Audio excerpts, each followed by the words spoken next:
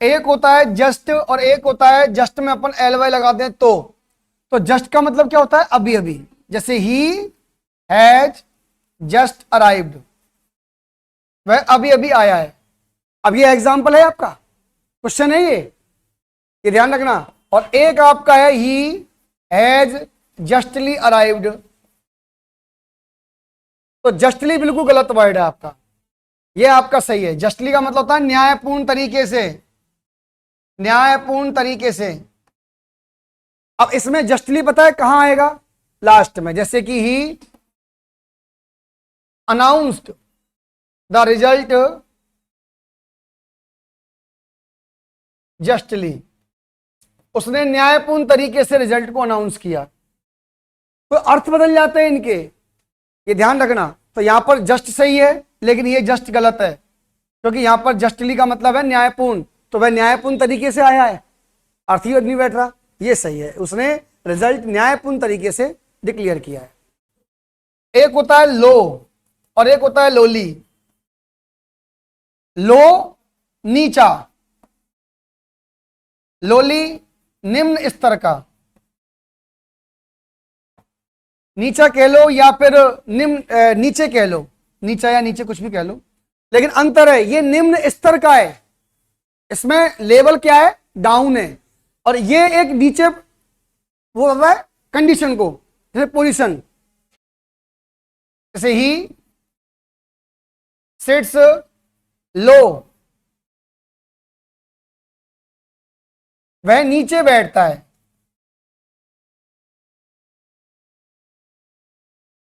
और he works slowly,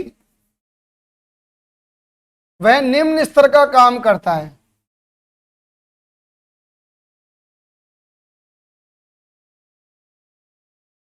अब देखो अर्थ में हो गया ना, ही सिट्स, यदि आप यहां लोली लगाते हो तो इसका मतलब क्या होता है? वह निम्न स्तर का बैठता है। बिल्कुल ही नहीं बैठ रहा। ये दोनों ही एडवर्ब हैं, दोनों ही एडवर्ब हैं, लो भी है और लोली भी है। क्योंकि लो हमेशा किसको बताता है? स्थान को। भाई नीचे क्या होता है? स्थान तो है, आप इसके नीचे बैठे हुए हो तो आपका बैठने का स्थान तो है ये। और जो ध्यान रखना, स्थान और जो समय होता है, ये दोनों हमेशा एडवर्ब में ही आते हैं। 10 प्रकार मैंने बताए थे। क्यों मित्र ने प्राण, तो ये टी का मतलब क्या बताया था मैंने आपको? टाइम। और पी का मतलब क्या बताया था? प्लेस। प्लेस और टाइम, हमेशा इंग्लिश में प्लेस और टाइम जो होता है वो एडवर्ब होता है। जैसे कि आप कोचिंग आते हो तो कोचिंग क्या हो गया? एडवर्ब हो गया। आप 8 बजे आते हो तो 8 बजे क्या हो गया? टाइम, ये भी एडवर्ब है ना। तो एक इसका भी ध्यान रखना भाई, लो और लो ये दोनों ही एडवर्ब हैं, लेकिन अंतर है, यदि आपने लो के पीछे एल वाई लगा दिया तो इसका अर्थ बदल जाएगा, ये ध्यान रखना, ठीक है ना। एक एग्जांपल और देख लो इसका। अब देखो आपका एक वर्ड है अलोन और एक वर्ड है लोनली। इसका मतलब भी अकेला और इसका मतलब भी अकेला। अलोन और लोनली दोनों का मतलब क्या होता है? अब बताओ अंतर क्या है? चलो बताओ आप, कोई भी स्टूडेंट।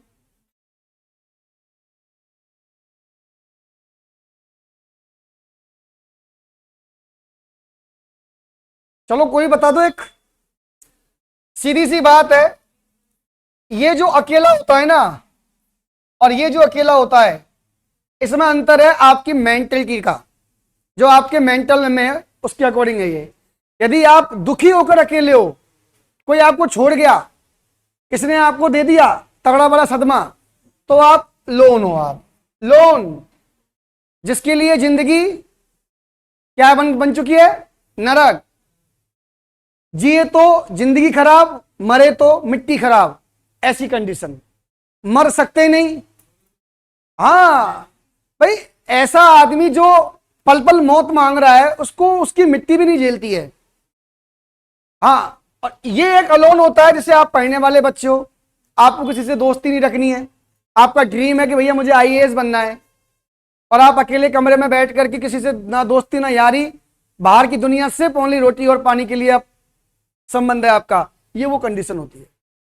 लेकिन ये कंडीशन तो खैर आपकी नहीं होगी शायद, मुझे लगता है। अपन तो इसमें चल रहे हैं क्या? इसमें भी नहीं है, तो यहां भी नहीं है, आप यहां भी नहीं है, इसका मतलब है आप मेजोरिटी वाले हो। आपको क्या चाहिए है? हाँ, देखो यदि इसमें जाओगे ना आप तो जिंदगी में कुछ कर बैठोगे, और इसमें जाओगे तो जिंदगी से कर बैठोगे। आगे बात समझ में? तो इसका मतलब होता है साथियों अकेले में रहना, अकेले में रहना, और इसका मतलब होता है दुखी होकर अकेला रहना।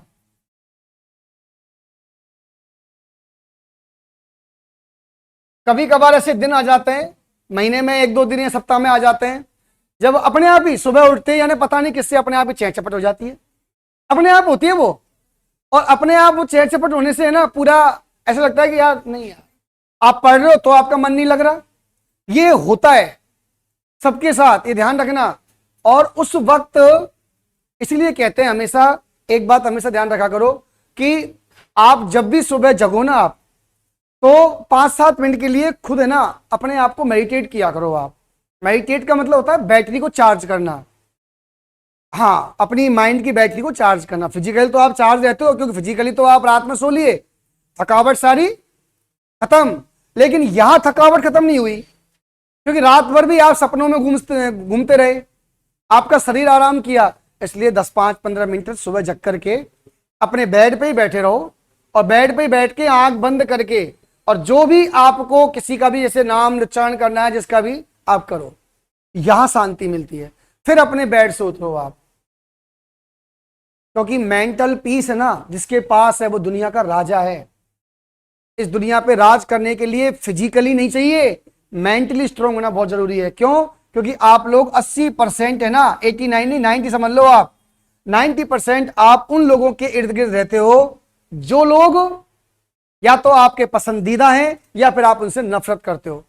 यदि पसंदीदा है तब भी आपके दिल में रहेंगे, और नफरत करते हो तब भी वो आपके दिल में ही रहेंगे। आप उनको दिल से नहीं उतार सकते हो, और इन सब का इंपैक्ट यहां माइंड पे पड़ता है। इसीलिए साधु सन्यासी है ना, इन जगहों को छोड़कर एकांत में रहना पसंद करते हैं। ना तो दिखेगी, ना रहेगा बांस, और ना बजेगी, राइट? वरना सांसारिक जीवन में रहकर के भी अपन भक्ति कर सकते हैं, कोई बड़ी बात नहीं है। पर वो हिमालय की कंदराओं में क्यों चले गए? इसलिए चले गए दूर तक, जहां तक इंसान की पहुंच भी पास नहीं आ सकती है। तो डियर फ्रेंड्स, ये फर्क होता है हमारा। यदि हम चिंताओं से मुक्त हो जाए ना, तो आपकी उम्र लगभग 500 साल हो जाए, आप बूढ़े तो हो जाओगे पर मृत्यु नहीं होगी आपकी। देख लो आप, साधु सन्यासी जिए पहले सत्ययुग में, देखो 10-10 हजार साल। रावण ने 1000 साल तो तपस्या ही की थी, सिर्फ तपस्या ही की थी 1000 साल। अब आपको तो ये लग रहा होगा सर कैसे, आपको तो 100 साल भी ज्यादा लग रहे हैं। आज भी जापान के कुछ लोग 120 और 125 साल की उम्र में जी रहे हैं। आप देख लो जाकर के, आज प्रेजेंट में 2025 में अभी आया है, अभी 10-15 दिन पहले ही एक लेडीज मरी 123 साल की होके, जापान की। 1 2 3 123 साल। आप इमेजिन कर सकते हो, आपको 60 साल पकड़ना भारी पड़ रहा है। अरे 60 साल छोड़ो, आपको 30 साल पकड़ना भारी पड़ जाएगा यदि आपके हालात यही रहे तो। और वो 123 साल जी करके अब जाके गई है। बड़ी वातावरण नहीं, गलत बात। जापान का टोक्यो शहर पता है आपको? 5 करोड़ की 3 करोड़ की आबादी है टोक्यो शहर की। और जापान कितना सा है? इतना सा एरिया है जापान, और जिसमें से आधे एरिया को तो हिरोशिमा और परमाणु वो बम से उड़ा दिया गया अमेरिका के द्वारा। रहन सहन, लाइफ स्टाइल, राइट? 12 घंटे काम करते हैं वहां के लोग, और यहाँ 6-5 घंटे में कहते हैं सर बहुत पढ़ लिए हम तो। 12 घंटे। दूसरी बात, घर से लेके स्कूल जाते हैं ना, तो रास्ते के कचरे को बीनते हुए जाते हैं। आपके रहते हुए कचरा पड़ा हुआ है तो सजा है आपके। और जापान में एजुकेशन का सिस्टम है, आपने यदि शादी कर ली तो आपका बच्चा पढ़ना चाहिए। यदि आपने शादी करने के बाद बच्चों को एजुकेशन नहीं दी तो आपने बहुत बड़ा पाप कर दिया। रूल्स है वहां। स्वामी विवेकानंद एक ही बात कहते हैं, यदि आपको कहीं वर्ल्ड घूमना हो तो जापान घूम लो। जापान के लोग हाथ नहीं मिलाते, झुक कर प्रणाम करते हैं। बहुत अच्छी कल्चर है जापान की। और जापान भारत का सबसे प्यारा दोस्त रहा है। सुभाष चंद्र बोस जापान में ही शरण लिए थे। तो ये अंतर है, एक बार इसको भी लिख लो आप। He is alone in his house.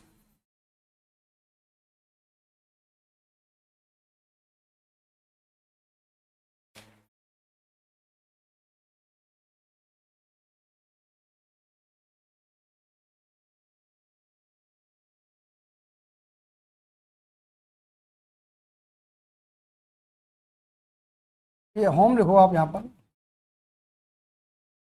He is alone in his home और he weeps lonely in his home.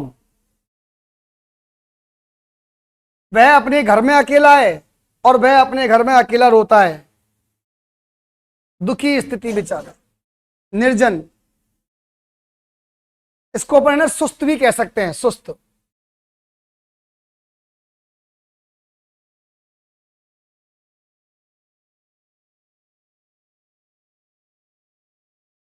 एक एग्जांपल दे रखा है,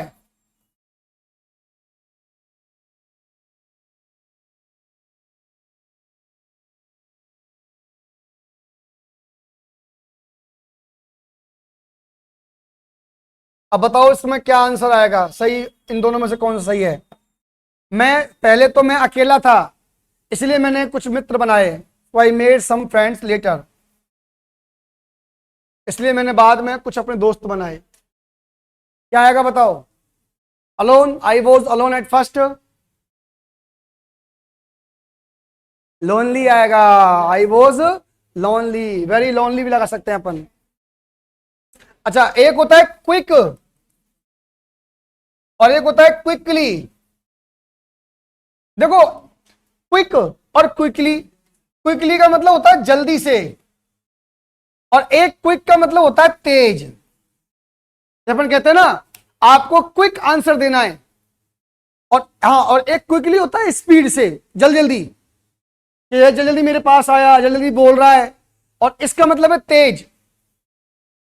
हालांकि दोनों का अपन मीन लगा सकते हैं, पर फिर भी मैंने बता रहा हूं आपको, क्विक मतलब होता है जो तेज, इसका मतलब फुर्तीला भी होता है। जैसे ये है, ही इज क्विक,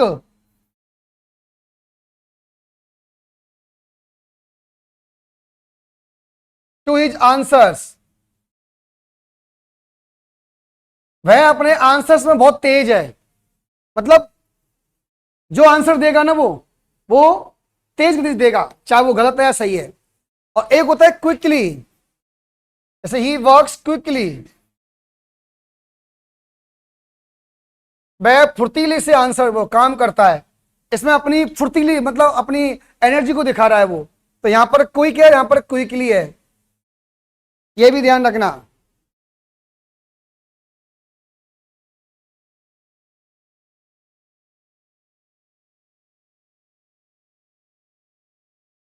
समझ में आ गया। क्विक का मतलब क्या होता है, तेज। जैसे कि मैंने क्वेश्चन दिया, आपने तुरंत आंसर दे दिया, या फिर आपको कोई बात लगी, आपने तुरंत मुंह पे बोल दिया, उसे क्विक पर्सन कहते हैं। क्विक, सोचने का काम नहीं है, निकल गया मुंह से तो अब तू जान तेरा काम जान। मेरे तो मुंह से निकल गया भाई। अब वो कहते हैं ना कि मुंह से निकल जाए शब्द और तीर से निकल जाए बाण, वापस नहीं आते, राइट। हाँ, तो सोच समझ के निकालो भाई इनको। एक बार निकला तो चलता ही है फिर सीधा, है ना मीन। हो जाती है कई बार गलतियां, है क्या, कोई ना। एक वर्ड और है हॉट, नेक्स्ट लिख लो हॉट और हॉटली। हॉट का मतलब क्या होता है विनायक, गरम, और हॉटली का मतलब गर्मा गर्म है। हॉटली क्या होता है, मिस दिल्ली, नाम भूल गया, कनी क्या, कोई वर्ड सुनाओ, गर्म नहीं होता। हॉटली का मतलब होता है अपमान ढंग, अपमानपूर्ण तरीके से। मुझे पता था आपको इसका मीन नहीं पता होगा, इसका मतलब होता है गर्म। अब किसी का अपमान है, अच्छा इसी का बताया था क्या, मैं सोचा हॉटली का बता रहे हो आप। हॉट का तो नहीं बताते थे, गर्म। हॉटली मतलब क्या होता है, आपने कभी सुना भी नहीं होगा हॉटली वर्ड, क्योंकि गर्म के लिए तो अपन लगाते नहीं है हॉटली। तूने तो क्या सारे सुन रखे हैं। इरशाद, इरशाद। हॉट का मतलब है गर्म, जैसे कि this tea is very hot. आपका माइंड हॉट रहता है, हॉटली रहता है माइंड। गुस्सा तो आपको आता ही नहीं होगा शायद। हाँ हाँ, आप तो बहुत सही बात है, आप गुस्सा नहीं आता ना बिल्कुल।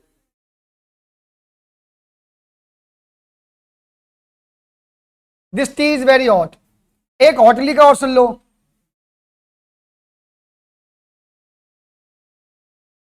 ही स्पीक्स विद मी हॉटली। वह अपमानपूर्ण तरीके से मेरे से बात करता है। याद करो, हॉट का हॉटली, ये बस ये चल रहा है एडवर्ब में अब, क्योंकि टॉपिक तो मैंने पूरे करवाई दी, अब बस इनका ध्यान रखना हॉट और हॉटली में क्या अंतर है। एक वर्ड है वार्म और वार्मली। नेक्स्ट लिख लो, वार्म और वार्मली। अच्छा बताओ, वार्म का मतलब क्या होता है, गर्म या गर्मी। वार्म का मतलब क्या होता है, गर्म। हाँ, लेकिन वार्मली क्या होता है, जोशीले ढंग से। आपके घर में कोई ऐसा इंसान जिसे आप बहुत पसंद करते हो वो आ जाए, तो फिर देखो आप उसका वेलकम कैसे करते हो। आप कहां उठाऊं, कहां बैठाऊं, कैसे बैठाऊं, कैसे नहीं बैठाऊं। तो वो होता है ना, मन पसंदीदा आदमी घर में आए तो उसका अपन जब स्वागत करते हैं, वार्मली तरीके से करते हैं। जैसे आती है ना वो शादी के बाद लड़की घर में, जब देखो आप 50 औरतें घेर लेती हैं, ये करो वो करो, अरे नहीं नहीं आपको ऐसे नहीं, ऐसे होता है, अरे नहीं ऐसे होता नहीं, ऐसे होता है। मतलब एक ऐसा माहौल हो जाता है कि पता नहीं यानी कौन घर में एंट्री कर रहा है। सब में जोश होता है, उमंग होती है कि यार एक नया मेहमान हमारे घर में आया है। एक शेरनी अकेली आती है।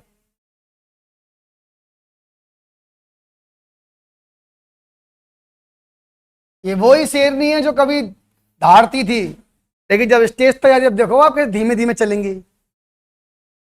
इसे बहुत ज्यादा शरीफ, दुनिया की पूरी शरीफात यही है इनके अंदर। वार्म और वार्मली, गर्म और जोशीले ढंग से। जैसे एग्जांपल दे रखा है किसमें, ही थैंक देम वार्मली, ही वेलकम्ड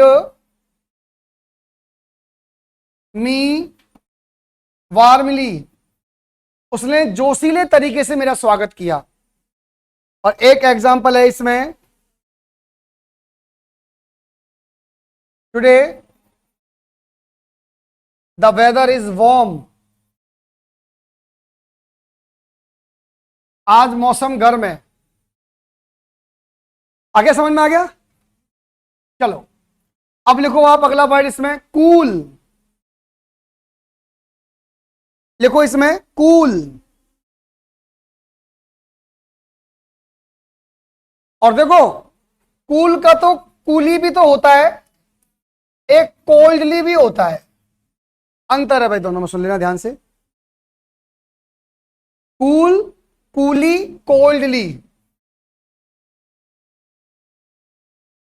ठंडा।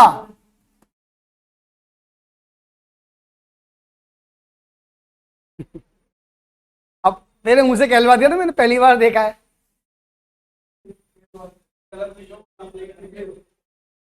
कोई बात नहीं, उम्र अभी छोटी है, बहुत जिंदगी का पड़ाव पार करना है। अब 5 साल बाद भी तू कोई ना कोई वर्ड के लिए बोलेगा कि मैंने ये पहली बार सुना है। हाँ, 5 साल बाद भी, 40 साल बाद भी तू ये कहेगा कि सर ये पहली बार मैंने सुना है, इतनी उम्र मैंने आज तक कभी सुना ही नहीं। इसलिए मैं कहता हूं कि सीखने की कोई उम्र नहीं होती है। शमशान घाट में लेट जाओगे, वहां भी सीखोगे आप कि मंजिल तो तेरी यही थी, पर वक्त लग गया आते आते। अब देख, अपनों ने जला दिया यहां से जाते जाते। अच्छा देखो, कूली का मतलब भी होता है ठंडेपन से।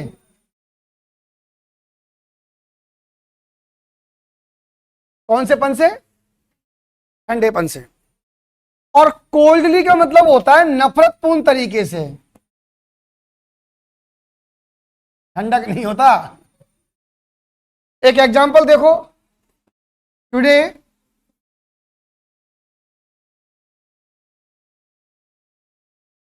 द वेदर इज कूल, आज मौसम बहुत ठंडा है। सही है ना, 2 दिन ठंडा है। एक कूली और सुन लो,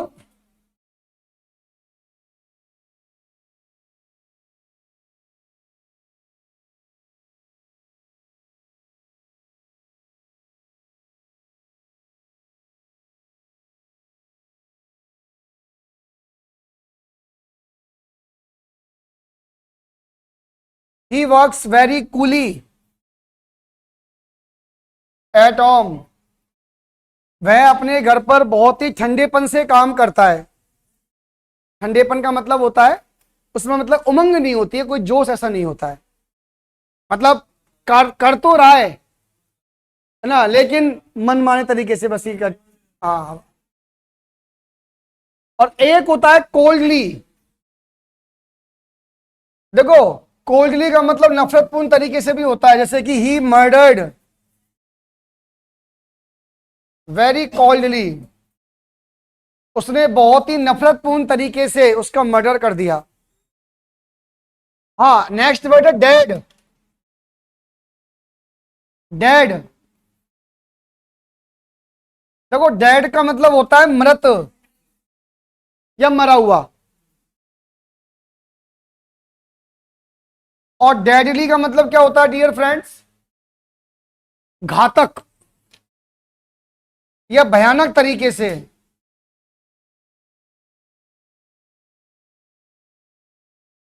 डेड, जैसे he is dead,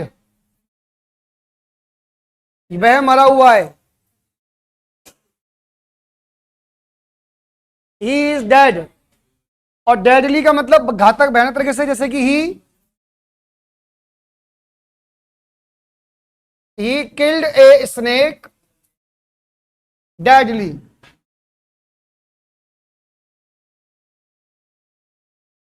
he killed a snake deadly. एक एग्जांपल और है इसमें, गुड और गुडली। गुड का मतलब क्या होता है और गुडली का मतलब क्या होता है, काफी।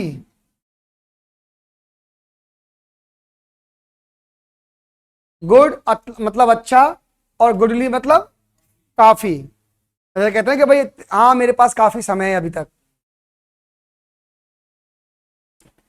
एग्जाम्पल आपका दे रखा है इसमें एक, काफी भी लिख सकते हो या पर्याप्त भी लिख सकते हो या उचित रूप से भी लिख सकते हो। काफी, पर्याप्त या उचित रूप से। जैसे एग्जाम्पल है, he is a good person, वह एक अच्छा इंसान है।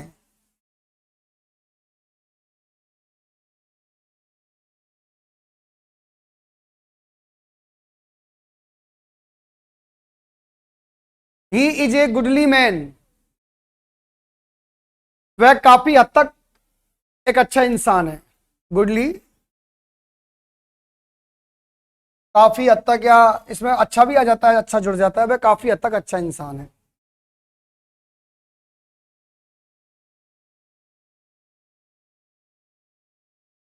कोई दिक्कत तो नहीं है ना आपको। एक लिख लो साउंड, और एक होता है साउंडली।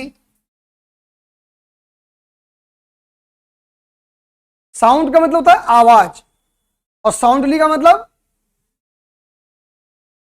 भयानक रूप से।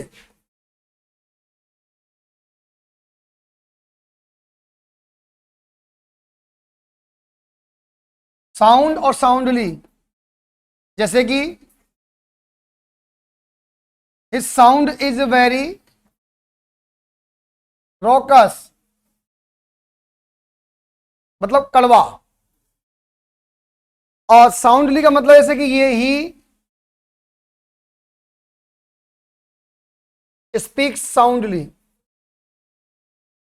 वह बहुत भयानक तरीके से बातें करता है। हो गया। अब देखो बस 2-3 रूल बचे हैं, इसके बाद सारे एग्जाम्पल तक मैंने आपको करवा दिए। ये एग्जाम्पल ही हैं सारे जो आए हुए हैं। अब देखो आप एक बार सुनो,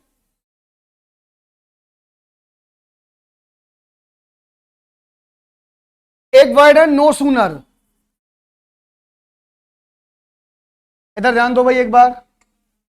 एक वर्ड है हार्डली, स्कार्सली।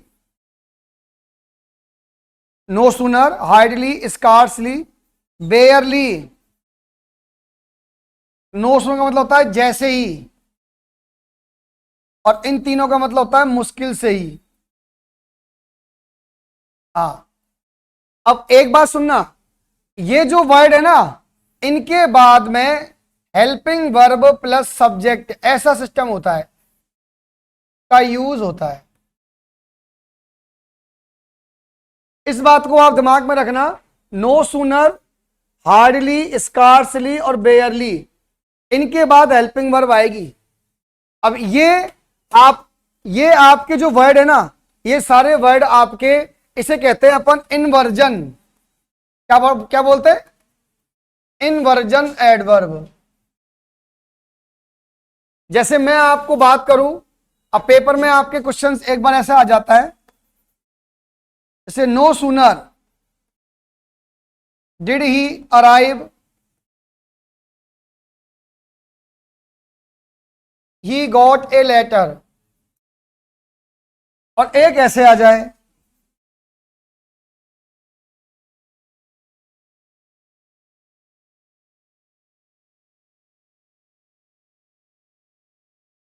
नो सूनर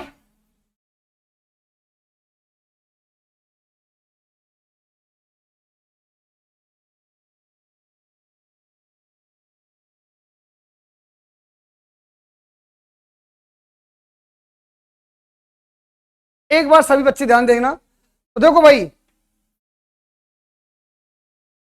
एक एग्जाम्पल तो ये है, अरे फैजान यहां देख ले बेटा, एक एग्जाम्पल तो ये है, एक ये है। अब नो सूनर के बाद डिड क्या आ रही है बताओ, और यहां पे ही क्या आ रहा है? सब्जेक्ट। तो मैंने क्या बोला कि नो सूनर के बाद हेल्पिंग वर्ब आनी चाहिए, क्योंकि इन्हें अपन इन्वर्जन एडवर्ब कहते हैं। इन्वर्जन का मतलब होता है हेल्पिंग वर्ब पहले आती है, सब्जेक्ट बाद में आता है। इन्वर्जन का मतलब होता है हेल्पिंग वर्ब पहले और सब्जेक्ट बाद में, उसे कहते हैं इन्वर्जन। तो यहां पे हेल्पिंग वर्ब इधर आ रहा है और सब्जेक्ट यहां आ रहा है, तो आपका ये वाला तो सही है, और यहां पे हेल्पिंग वर्ब नहीं आ रही है, इसलिए सब्जेक्ट आ रहा है, ये वाला आपका गलत है। अब ये क्वेश्चन आपका आया हुआ था कि बताओ गलती क्या है इस सेंटेंस में। एक बात तो सुन लो, नो सूनर का जो जोड़ा होता है वो हमेशा देन के साथ होता है। हमेशा ध्यान रखना, नो सूनर के साथ देन आएगा, THAN, ना कि THEN। ये भी याद कर लेना, नो सूनर का जोड़ा किसके साथ आता है? देन के साथ आता है। इसको भी याद कर लो आप, कहीं आप बाद में एक और देन की स्पेलिंग भी याद करो, THAN, ना कि THEN। एक बार बता लो इसको फटाफट से। इन्वर्जन कहते हैं हेल्पिंग वर्ब जब पहले आती है और सब्जेक्ट आता है बाद में। यहां पर हेल्पिंग वर्ब आ रही है पहले, यहां आ रहा है सब्जेक्ट बाद में, तो ये इन्वर्जन है। और ऐसा ही इन तीनों के साथ भी होगा। और ये भी ध्यान रखना, नो सूनर का जोड़ा है देन के साथ।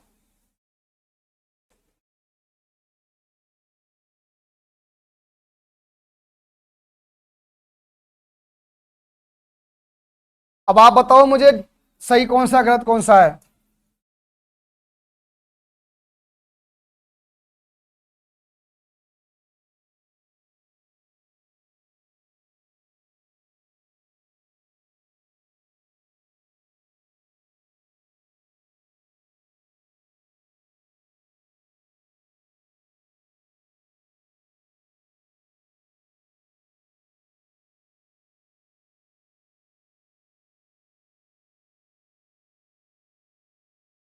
रात के 8 बजे की है।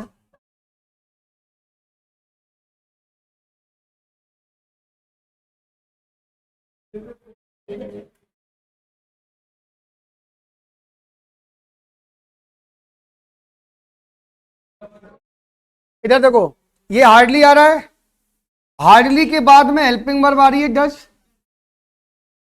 इन्वर्जन हो रहा है ना, हेल्पिंग वर्ब के बाद क्या आ रहा है, सब्जेक्ट आ रहा है, तो आपका ये आंसर सही है। लेकिन अब यहां देखो आप, हार्डली के बाद कोई हेल्पिंग वर्ब नहीं आ रही, ये आपका गलत है। दूसरी बात, हार्डली का जोड़ा वैन के साथ है और यहां पर वैन आ रहा है, हार्डली का जोड़ा वैन के साथ, हार्डली का जोड़ा वैन के साथ, ये आपका एडवर्ब का टॉपिक मेरी तरफ से आज फिनिश हो चुका है। ऐसा एक भी रूल नहीं है जो मैंने आपको नहीं कराया। पहले मैंने आपको पूरे रूल समझाए, फिर आपको मैंने गोल्डन रूल बताए, ये एग्जाम्पल तक मैंने आपको बता दिया कि इसमें गलती कहां है कहां नहीं है। इसमें गलती यहां है कि इसमें हेल्पिंग वर्ब आता है। अब पेपर में आपको ये दे रखा है कि बताओ फाइंड आउट द मिस्टेक, गलती बताओ, तो आप सब बच्चे जानते हैं हार्डली के बाद हेल्पिंग वर्ब आनी चाहिए।